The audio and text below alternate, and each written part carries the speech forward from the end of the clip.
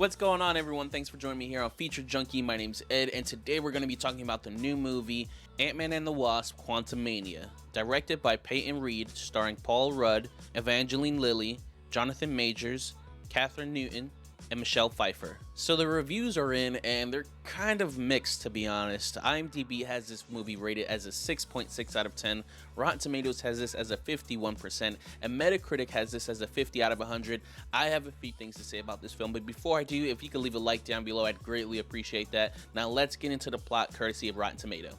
Superhero partners Scott Lang and Hope return to continue their adventures as Ant-Man and the Wasp.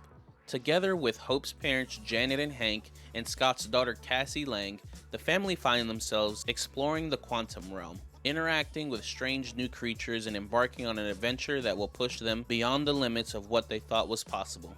So just looking at the character Ant-Man, it's kind of always been like a palate cleanser in the Marvel Universe. And Peyton Reed, the director, was very on the record saying that he didn't want this to be another palate cleanser type of movie. We already had Ant-Man 1, Ant-Man and the Wasp was just part 2, and this one he really wanted it to feel like an Avengers level threat type of movie. So Kevin Feige greenlighted it, and he wanted this to be the start of Phase 5, and he really wanted this movie to be the thing that kind of brings all the characters together from Phase 4. Phase 4 was really just a lot of introducing new characters and individual projects, and then in this movie they do basically bring a lot of things together and making it feel like, okay, like we start to see where they're going with heading up to, you know, Avengers Kang Dynasty. So I get that, I like that. I also think the acting from Jonathan Majors is, I mean, it's him. I've been a big fan of him for such a long time.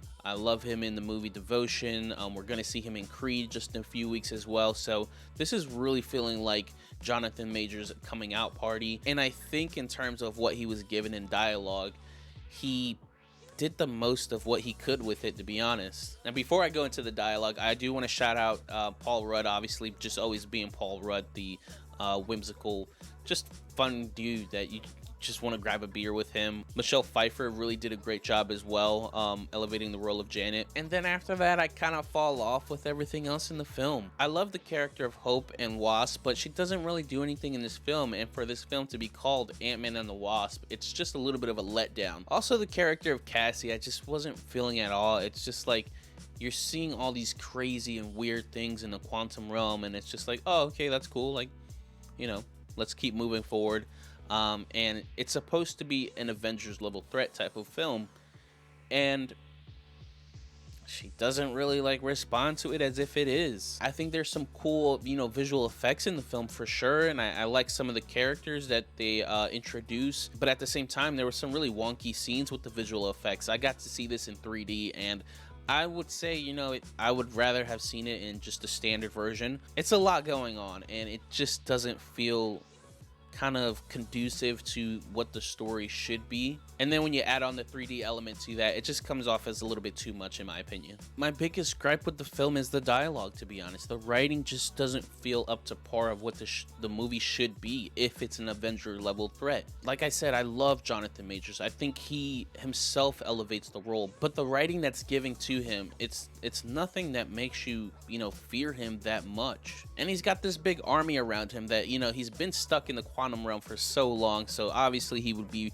you know, recruiting the best of the best, and yeah, it just doesn't feel like, I don't know, it's hard to put into words. The tone shift from the film is completely different from the other ones, and I feel like really often they feel like they have to force some jokes in there just to be like, yeah, this still is an Ant-Man movie, but I don't really see them working that well. I do enjoy the adventure aspects of this film though, and going into like a deeper sci-fi experience, I think that's all cool, and I'm really down for that. I thought Phase 4 had some great moments in it, like No Way Home and WandaVision and Shang-Chi, but overall I feel like Phase 4 was just kind of a letdown. And when you talk to most fans, they start saying stuff like, you know, Marvel fatigue, and I get that.